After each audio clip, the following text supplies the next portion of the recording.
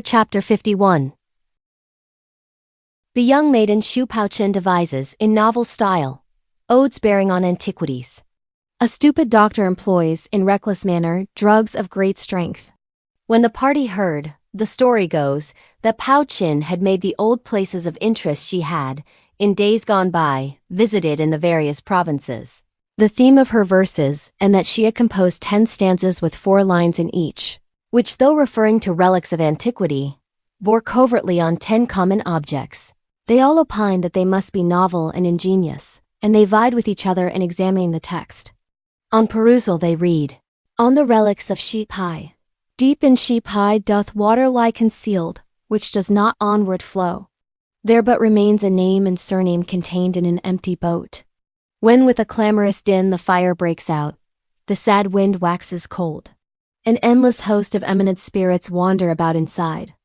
On the ancient remains in Jiaoqi, posts of copper and walls of gold protect the capital. Its fame is spread beyond the seas, scattered in foreign lands.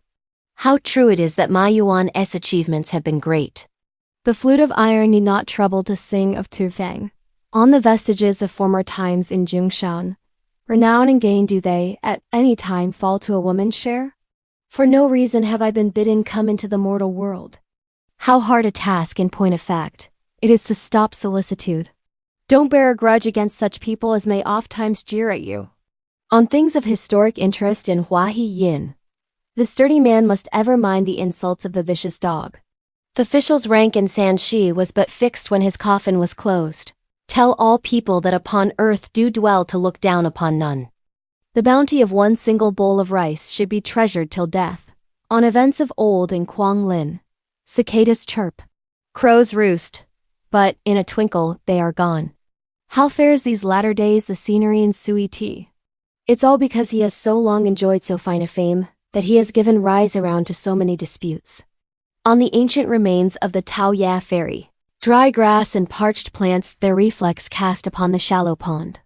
The peach tree branches and peach leaves will bid farewell at last. What a large number of structures in Baochiau raise their heads. A small picture with a motto hangs on the hollow wall. On the antique vestiges of Qingjung, the black stream stretches far and wide, but hindered is its course. What time where no more thrummed the frozen chords, the songs waxed sad. The policy of the Han dynasty was in truth strange. A worthless officer must for 1,000 years feel shame. On things of historic renown in Mawei, quiet the spots of rouge with sweat pile up and shine. Gentleness in a moment vanishes and goes. It is because traces remain of his fine looks, that to this day his clothes a fragrance still emit. On events of the past connected with the Putong temple, the small red lamp is wholly made of thin bone and is light. Furtively was it brought along, but by force was it stolen. Oft was it is true, hung by the mistress' own hands, but long ere this has she allured it to speed off with her. On the scenery about the Meihua, Plum Bloom Monastery. If not by the plum trees, then by the willows it must be. Has anyone picked up in there the likeness of a girl? Don't fret about meeting again. In spring its scent returns. Soon as it's gone and west winds blow, another year has flown. When the party had done reading the verses, they with perfect unanimity extolled their extraordinary excellence. Pao Shi was, however, the first to raise any objections. The first 8 stanzas, she said, are founded upon the testimony of the historical works. But as for the last 2 stanzas, there's no knowing where they come from. Besides, we don't quite fathom their meaning. Wouldn't it be better then if 2 other stanzas were written? Daiyu hastened to interrupt her. The lines composed by cousin Pao-ch'in are indeed devised in a too pig-headed and fast and loose sort of way, she observed.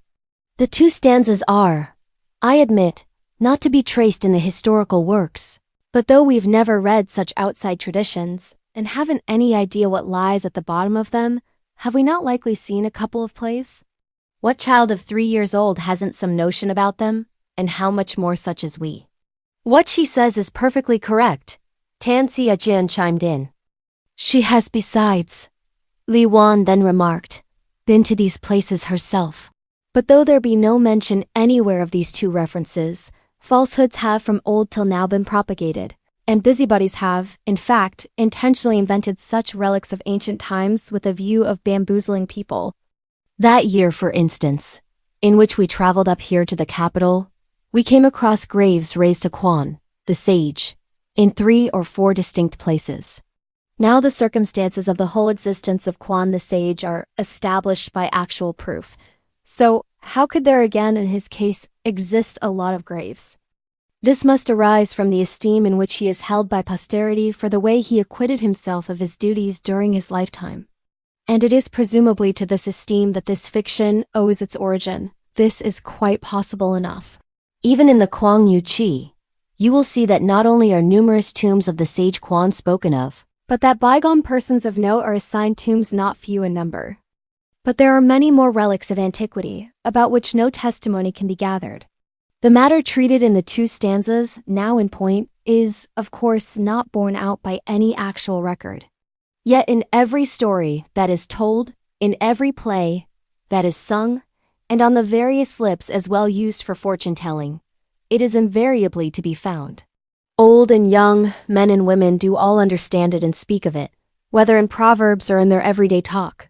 They don't resemble, besides, the ballads encountered in the Jishong Qi and No Tan Ting, to justify us to fear that we might be setting eyes upon some corrupt text.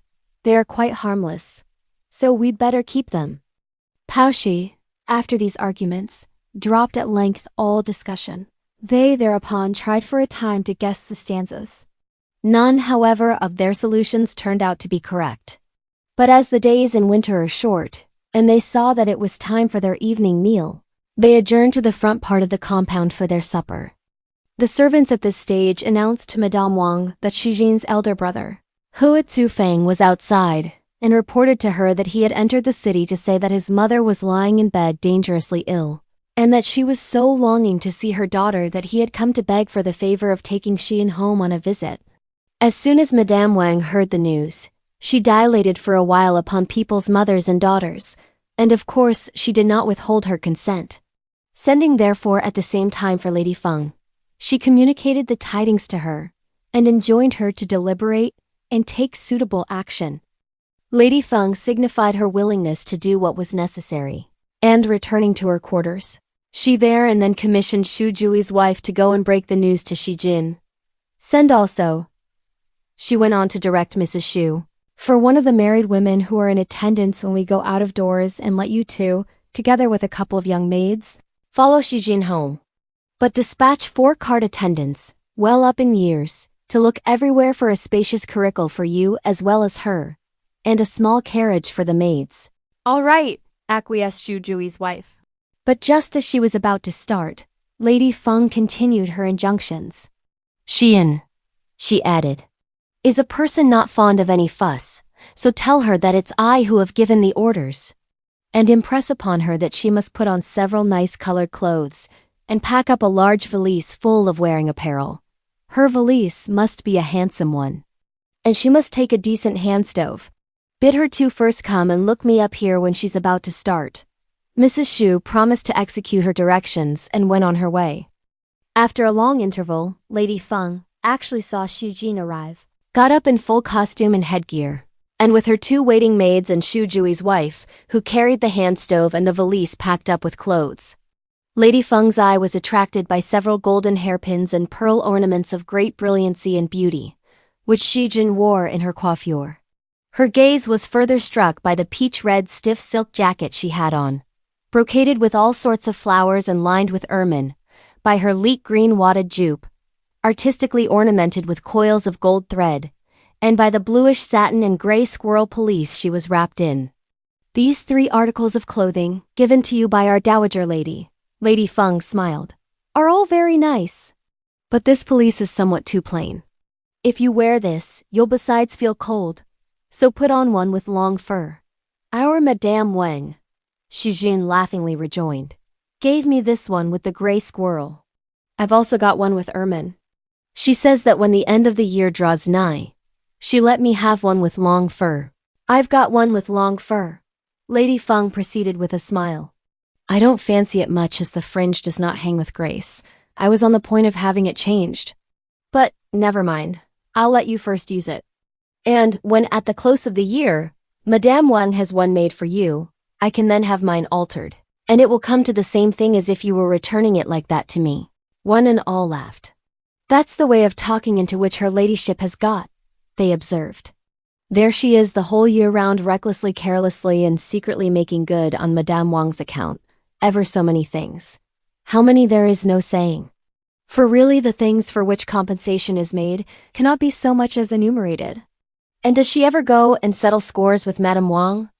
And here she comes on this occasion, and gives vent again to this mean language, in order to poke fun at people. How could Madame Wang, Lady Feng laughed, ever give a thought to such trifles as these? They are in fact matters of no consequence. Yet were I not to look after them, it would be a disgrace to all of us, and needless to say, I would myself get into some scrape. It's far better that I should dress you all properly, and so get a fair name and finish. For were each of you to cut the figure of a burnt cake, people would first and foremost ridicule me, by saying that in looking after the household I have, instead of doing good, been the means of making beggars of you. After hearing her out, the whole party heaved a sigh. Who could ever be, they exclaimed, so intuitively wise as you to show above such regard for Madame Wang, and below such consideration for her subordinates? In the course of these remarks, they noticed Lady Feng bid Ping Er find the dark green stiff silk cloak with white fox she had worn the day before and give it to Hsüeh, but perceiving, also, that in the way of a valise, she only had a double one made of black spotted, figured sarcenet, with a lining of light red pongee silk, and that its contents consisted merely of 2 wadded jackets, the worse for wear, and a pelisse, Lady Feng went on to tell Ping Er had to fetch a woolen wrapper, lined with jade green pongee. But she ordered her besides to pack up a snow cloak for her. Ping Er walked away and produced the articles. The one was made of deep red felt, and was old. The other was of deep red soft satin, neither old nor new. I don't deserve so much as a single one of these, Hsüeh said.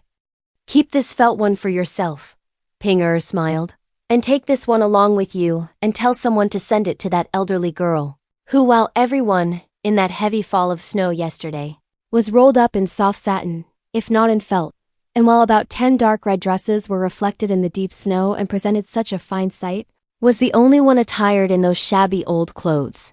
She seems more than ever to raise her shoulders and double her back. She is really to be pitied. So take this now and give it to her. She surreptitiously wishes to give my things away. Lady Feng laughed. I haven't got enough to spend upon myself, and here I have you, better still, to instigate me to be more open-handed.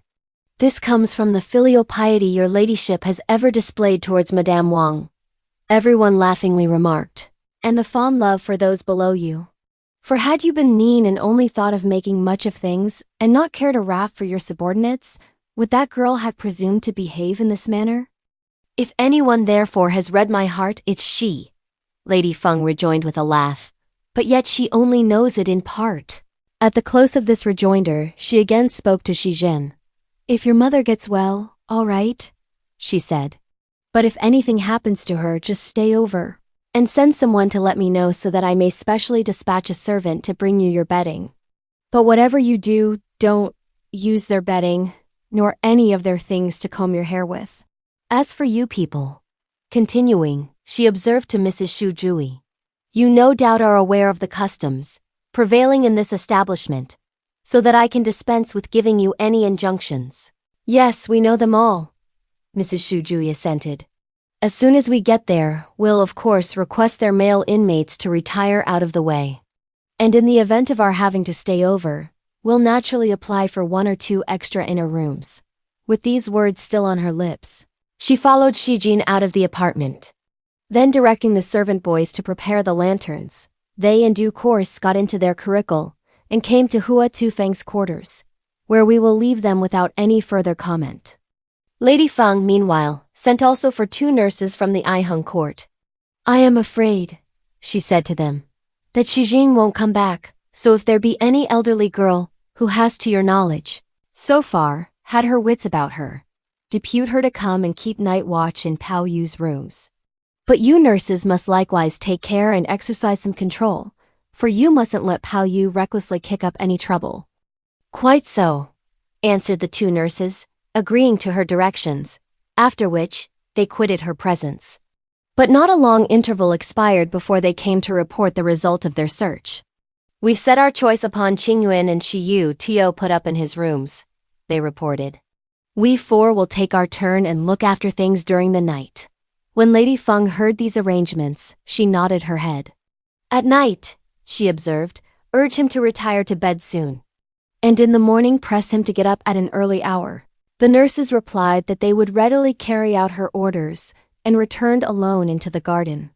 In a little time Xu Jui's wife actually brought the news, which she imparted to Lady Feng, that, as her mother was already beyond hope, Xijin could not come back. Lady Feng then explained things to Madame Wang, and sent, at the same time, servants to the garden of Broad Vista to fetch Xijin's bedding and toilet effects. Baoyu watched Qing Wen and Hsüeh get all her belongings in proper order. After the things had been dispatched, Qing Wen and Hsüeh divested themselves of their remaining fineries, and changed their jupes and jackets. Qing Wen seated herself round a warming frame. "Now," Hsüeh smiled, "you're not to put on the airs of a young lady. I advise you to also move about a bit. When you're all clean gone," Qing Wen returned for answer, "I shall have ample time to budge. But every day that you people are here, I shall try and enjoy peace and quiet." "My dear girl," Hsüeh laughed, "I'll make the bed, but drop the cover over that cheval glass and put the catches right. You are so much taller than I." So saying, she at once set to work to arrange the bed for Pao Gu. "Hi!" ejaculated Qing Wen smiling. "One just sits down to warm oneself, and here you come and disturb one." Baoyu had at this time been sitting, plunged in a despondent mood. The thought of Xijin's mother had crossed through his mind, and he was wondering whether she could be dead or alive, when unexpectedly overhearing Qing Wen pass the remarks she did. He speedily sprung up, and came out himself and dropped the cover of the glass, and fastened the contrivance, after which he walked into the room. "Warm yourselves," he smiled. "I've done all there was to be done." "I can't manage," Qing Wen rejoined smiling, "to get warm at all. It just also strikes me that the warming pan hasn't yet been brought." "You've had the trouble to think of it," Hsüeh observed, "but you've never wanted a chafing dish before. It's so warm besides on that warming frame of ours. Not like the stove couch in that room, which is so cold. So we can very well do without it today. If both of you are to sleep on that," Daiyu smiled, "there won't be a soul with me outside, and I shall be in an awful funk. Even you won't be able to have a wink of sleep during the whole night." "As far as I'm concerned," Qing Wen put in, "I'm going to sleep in here. There's Hsüeh, so you'd better induce her to come and sleep outside." But while they kept up this conversation, the first watch drew near, and Hsüeh at once lowered the mosquito curtain, removed the lamp, burnt the joss sticks, and waited upon Baoyu until he got into bed. The two maids then retired to rest. Qing Wen reclined all alone on the warming frame, while Hsüeh lay down outside the winter apartments. The third watch had come and gone, when Baoyu, in the midst of a dream, started calling Xijin. He uttered her name twice, but no one was about to answer him. And it was after he had stirred himself out of sleep that he eventually recalled to mind that Xijin was not at home, and he had a hearty fit laughter to himself. Qing Wen, however, had been roused out of her sleep, and she called Hsüeh. "Even I," she said, "have been disturbed, fast asleep though I was. And, lo, she keeps a lookout by his very side and doesn't as yet know anything about his cries. In very deed she is like a stiff corpse." Hsüeh twisted herself round and yawned. "He calls Xijin," she smilingly rejoined. "So what's that to do with me? What do you want?" Proceeding, she then inquired of him. "I want some tea," Baoyu replied. Hsüeh hastily jumped out of bed, with nothing on but a short wadded coat of red silk. "Throw my pelisse over you," Baoyu cried. "For mind it's cold." Hsüeh at these words put back her hands, and, taking the warm pelisse, lined even up to the lapel, with fur from the neck of the sable, which Baoyu had put on getting up, she threw it over her shoulders and went below and washed her hands in the basin. Then filling first a cup with tepid water, she brought a large cuspidor for Baoyu to wash his mouth. Afterwards she drew near the tea case, and getting a cup, She first rinsed it with lukewarm water, and pouring half a cup of tea from the warm teapot, she handed it to Baoyu. After he had done, she herself rinsed her mouth, and swallowed half a cupful of tea. "My dear girl," Qingwen interposed smiling, "do give me also a sip? You put on more airs than ever." Hsüeh laughed. "My dear girl," Qingwen added, "tomorrow night, you needn't budge.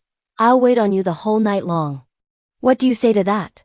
Hearing this, Hsüeh had no help but to attend to her as well, while she washed her mouth, and to pour a cup of tea and give it to her to drink. "Won't you two go to sleep?"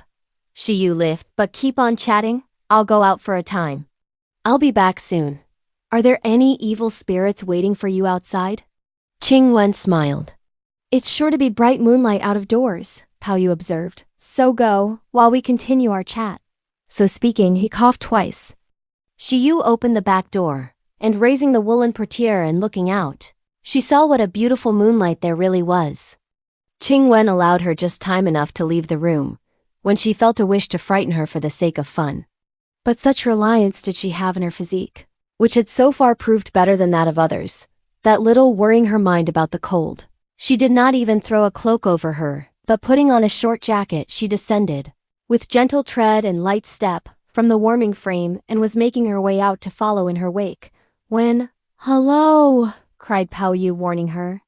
"It's freezing. It's no joke." Qingwen merely responded with a wave of the hand and sallied out of the door to go in pursuit of her companion. The brilliancy of the moon, which met her eye, was as limpid as water. But suddenly came a slight gust of wind. She felt it penetrate her very flesh and bore through her bones, so much so that she could not help shuddering all over.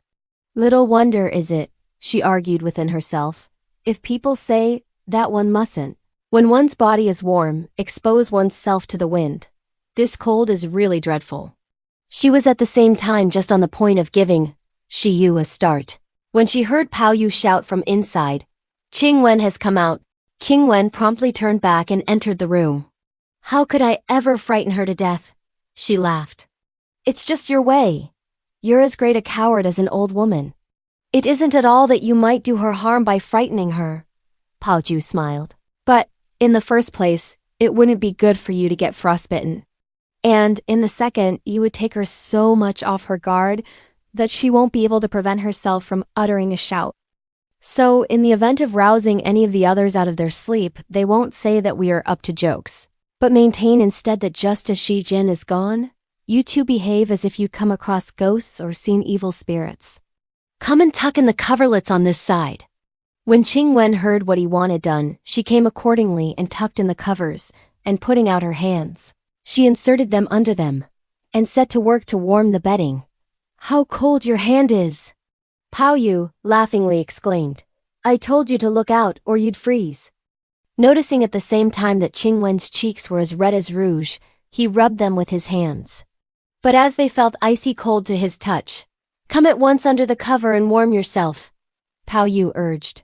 Hardly, however, had he concluded these words, than a sound of low tang reached their ears from the door, and Hsüeh rushed in all in a tremor, laughing the while. "I've had such a fright," she smiled, as she went on speaking. "Goodness me! I saw in the Black Jade, at the back of the boulders on that hill, someone squatting, and was about to scream, when it turned out to be nothing else than that big golden pheasant. As soon as it caught sight of a human being, it flew away. But it was only when it reached a moonlit place that I at last found out what it was. Had I been so heedless as to scream, I would have been the means of getting people out of their beds." Recounting her experiences, she washed her hands. "Qingwen, you say, has gone out," she proceeded, laughing. "But how is it I never caught a glimpse of her? She must certainly have gone to frighten me. Isn't this she?" Baoyu inquired with a smile. "Is she not here warming herself? Had I not been quick in shouting, she would verily have given you a fright. There was no need for me to go and frighten her," Hsüeh Wen laughingly observed. "This hussy has frightened her own self." With these words she ensconced herself again under her own coverlet. "Did you forsooth go out?" Hsüeh remarked. "In this smart dress of a circus performer?" "Why, of course she went out like this." Baoyu smiled. You wouldn't know, for the life of you, how to choose a felicitous day, Hsüeh added. There you go and stand about on a fruitless errand. Won't your skin get chapped from the frost? Saying this, she again raised the copper cover from the brazier, and, picking up the shovel, she buried the live charcoal deep with ashes, and taking 2 bits of incense of Cambodia fragrant wood, she threw them over them. She then recovered the brazier, and repairing to the back of the screen, she gave the lamp a thorough trimming to make it throw out more light.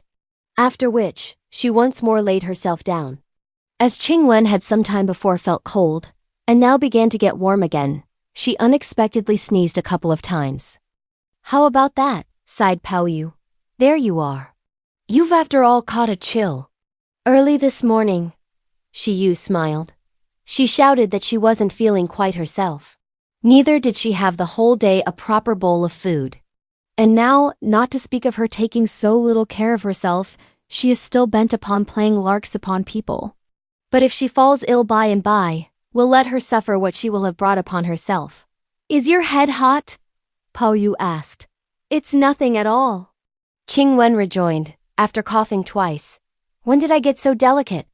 But while she spoke, they heard the striking clock, suspended on the partition wall in the outer rooms, give 2 sounds of tang tang, and the matron on the night watch outside say, Now, young girls, go to sleep. Tomorrow will be time enough for you to chat and laugh. Don't let's talk, Baoyu then whispered. For mind will also induce them to start chattering. After this, they at last went to sleep. The next day, they got up at an early hour. Qingwen's nose was indeed considerably stopped. Her voice was hoarse, and she felt no inclination to move. Be quick, urged Baoyu. And don't make a fuss, for your mistress, my mother, may come to know of it, and bid you also shift to your house and nurse yourself. Your home might, of course, be all very nice, but it's in fact somewhat cold. So isn't it better here? Go and lie down in the inner rooms, and I'll give orders to someone to send for the doctor to come quietly by the back door and have a look at you. You'll then get all right again. In spite of what you say, Qingwen demurred, you must really say something about it to our senior lady, Mrs. Hsüeh. Otherwise, the doctor will be coming unawares, and people will begin to ask questions, and what answer could one give them? Baoyu found what she said so full of reason that he called an old nurse. Go and deliver this message to your senior mistress, he enjoined her. Tell her that Qingwen got a slight chill yesterday. That, as it's nothing to speak of, and Shizhen is besides away, there would be, more than ever, no one here to look after things. Were she to go home and attend to herself, so let her send for a doctor to come quietly by the back entrance and see what's the matter with her. But don't let her breathe a word about it to Madame Wang, my mother. The old nurse was away a considerable time on the errand. On her return, our senior mistress, she reported, has been told everything. She says that, if she gets all right, after taking a couple of doses of medicine, it will be well and good. But that in the event of not recovering, it would really be the right thing for her to go to her own home. That the season isn't healthy at present, and that if the other girls caught her complaint, it would be a small thing. But that the good health of the young ladies is a vital matter. Qingwen was lying in the winter apartment, coughing and coughing, when overhearing Li Wan's answer, she lost control over her temper. Have I got such a dreadful epidemic, she said, that she fears that I shall bring it upon others? I'll clear off at once from this place. For mind you don't get any headaches and hotheads during the course of your lives. While uttering her grievances, she was bent upon getting up immediately, when Baoyu hastened to smile and to press her down. Don't lose your temper, he advised her. This is a responsibility which falls upon her shoulders, so she is afraid lest Madame Wang might come to hear of it and call her to task. She only made a harmless remark. But you've always been prone to anger. And now, as a matter of course, your spleen is larger than ever. But in the middle of his advice to her, a servant came and told him that the doctor had arrived. Baoyu accordingly crossed over to the offside and retired behind the bookcase, from whence he perceived 2 or 3 matrons whose duty it was to keep watch at the back door, usher the doctor in. The waiting maids, meanwhile, withdrew out of the way. 3 or 4 old nurses dropped the deep red embroidered curtain, suspended in the winter apartment. Qing Wen then simply stretched out her hand from among the folds of the curtain. But the doctor noticed that on 2 of the fingers of her hand, the nails, which measured fully 2 or 3 inches in length, still bore marks of the pure red dye from the China balsam, and forthwith he turned his head away. An old nurse speedily fetched a towel and wiped them for her. When the doctor set to work and felt her pulse for a while, after which he rose and walked into the outer chamber. "Your young lady's illness," he said to the old nurses, "arises from external sources and internal obstructive influences, caused by the unhealthiness of the season of late. Yet it's only a slight chill after all. Fortunately, the young lady has ever been moderate in her drinking and eating. The cold she has is nothing much. It's mainly because she has a weak constitution that she has unawares got a bit of a chill. But if she takes a couple of doses of medicine to dispel it with, she'd be quite right."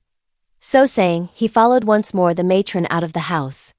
Li Wan had, by this time, sent word to the various female domestics at the back entrance, as well as to the young maids in the different parts of the establishment to keep in retirement.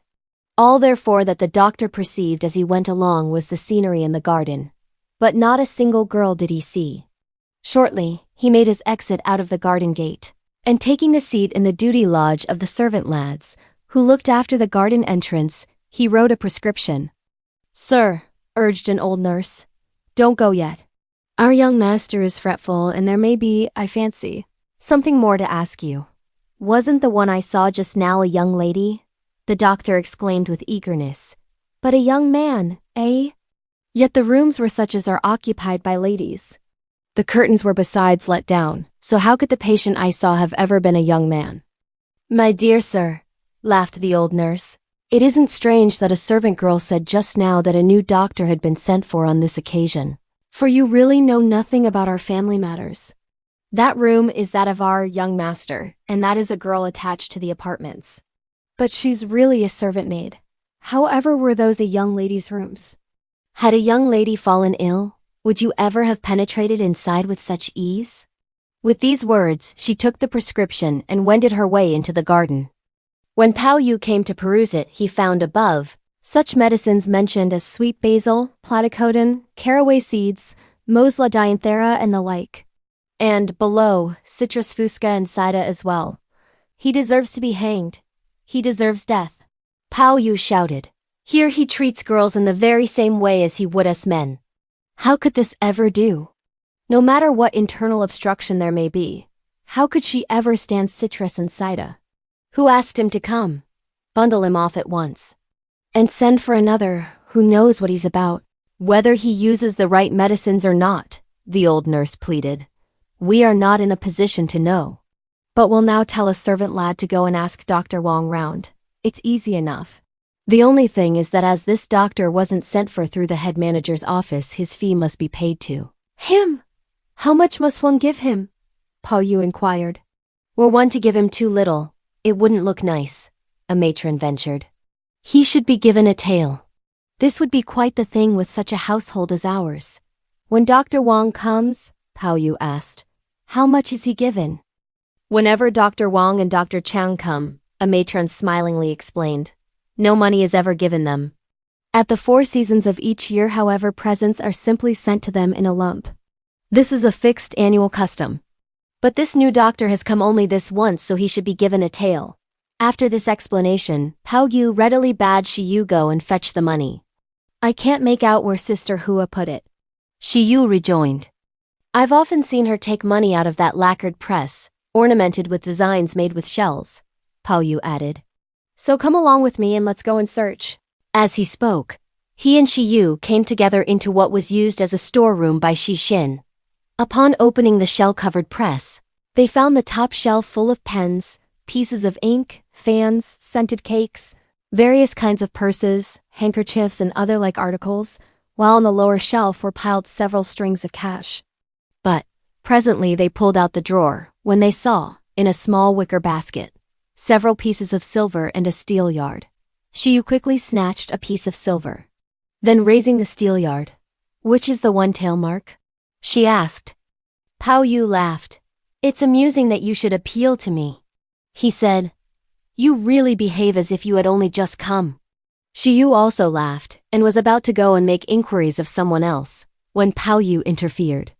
"Choose a piece out of those big ones and give it to him, and have done," he said. "We don't go in for buying and selling, so what's the use of minding such trifles?" Hsüeh, upon hearing this, dropped the steelyard and selected a piece, which she weighed in her hand. "This piece," she smiled, "must, I fancy, be a tael. But it would be better to let him have a little more. Don't let's give too little, as those poor brats will have a laugh at our expense. They won't say that we know nothing about the steelyard, but that we are designedly mean." A matron who stood at the threshold of the door smilingly chimed in. "This ingot," she said, "weighs 5 taels. Even if you cut half of it off, it will weigh a couple of taels at least. But there are no syceshers at hand, so, miss, put this piece aside and choose a smaller one." Hsüeh had already closed the press and walked out. "Who'll go and fumble about again?" She laughed. "If there's a little more, well, you take it and finish. Be quick," Baoyu remarked, "and tell Pei Ming to go for another doctor. It will be all right." The matron received the money and marched off to go and settle matters. Presently, Dr. Wang actually arrived at the invitation of Pei Ming. First and foremost, he felt the pulse and then gave the same diagnosis of the complaint as the other doctor did in the first instance. The only difference being that there was, in fact, no citrus or sida or other similar drugs included in the prescription. It contained, however, false sarsaparilla roots, dried orange peel, Peonia albifera, and other similar medicines. But the quantities were, on the other hand, considerably smaller, as compared with those of the drugs mentioned in the former prescription. "These are the medicines," Baoyu ejaculated exultingly. "Suitable for girls. They should, it's true, be of a laxative nature, but never over and above what's needful. When I fell ill last year, I suffered from a chill, but I got such an obstruction in the viscera that I could neither take anything liquid or substantial. Yet, though he saw the state I was in, he said that I couldn't stand sida, ground gypsum, citrus, and other such violent drugs. You and I resemble the newly opened white begonia Yun sent me in autumn. And how could you resist medicines which are too much for me? We're like the lofty aspen trees, which grow in people's burial grounds. To look at, the branches and leaves are of luxuriant growth, but they are hollow at the core. Do only aspen trees grow in waste burial grounds?" Hsüeh smiled. "Is it likely, pray, that there are no fir and cypress trees? What's more loathsome than any other is the aspen. For though a lofty tree, it only has a few leaves, and it makes quite a confused noise with the slightest puff of wind. If you therefore deliberately compare yourself to it, you'll also be ranging yourself too much among the common herd." "I daren't liken myself to fir or cypress," Baoyu laughingly retorted. "Even Confucius says, after the season waxes cold, one finds that the fir and cypress are the last to lose their foliage, which makes it evident that these two things are of high excellence. Thus it's those only who are devoid of every sense of shame, who foolishly liken themselves to trees of the kind." While engaged in this colloquy, they perceived the old matron bring the drugs, so Baoyu bade her fetch the silver pot, used for boiling medicines in, and then he directed her to prepare the decoction on the brazier.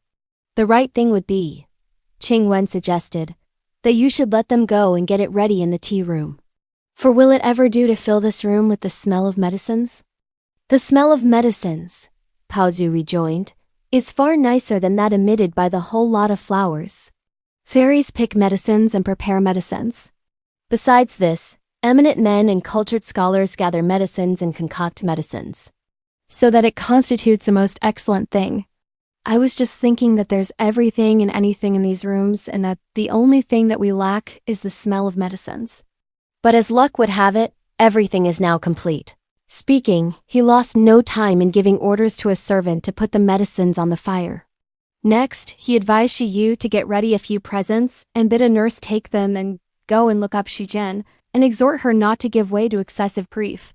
And when he had settled everything that had to be seen to, he repaired to the front to Dowager Lady Chia's and Madame Wang's quarters and paid his respects and had his meal. Lady Feng, as it happened, was just engaged in consulting with old Lady Chia and Madame Wang.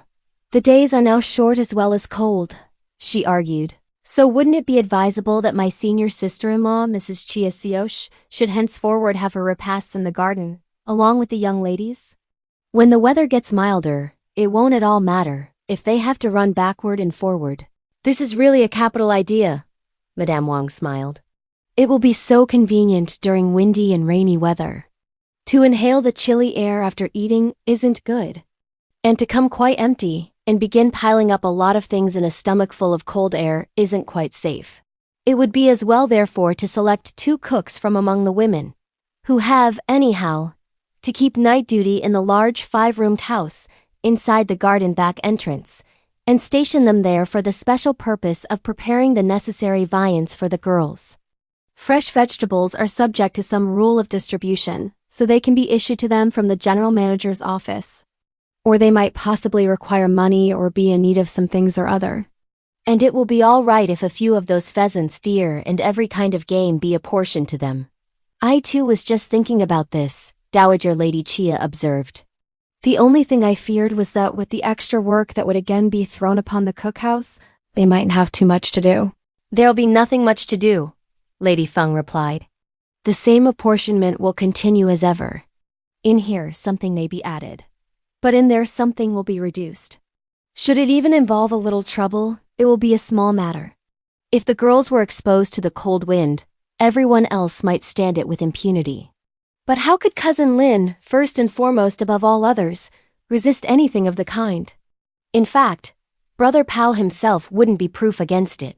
What's more, none of the various young ladies can boast of a strong constitution. What rejoinder old Lady Chia made to Lady Feng, at the close of her representations, is not yet ascertained. So, reader, listen to the explanations you will find given in the next chapter. Thanks for watching. Please like the video and subscribe to the channel for more excellent content.